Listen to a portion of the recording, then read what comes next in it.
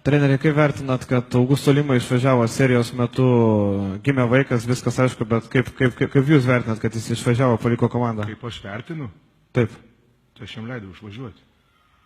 Bet ar normalu, kad pusfinaliai išvažiuoja žaidėjas vis tiek? O tu turi vaikų. Tai kaip turėsi vaikų, jaunuolį suprasi. Nes čia yra maksimumas, ką žmogus gali patirti. Vau, geras klausimas tikrai. Tu galvoji, krepšinis yra svarbiausia gyvenime? Pusfinalis? O kam jisai yra svarbus? Kuriai? Tu matei kiek žiūrovų?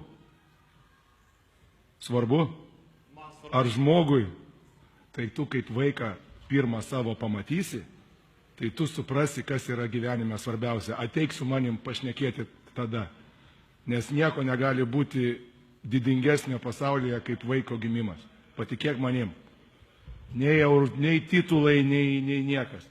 Augusto Lima yra dabar padangėse ant emocijų. Aš labai džiaugiuosi už jį.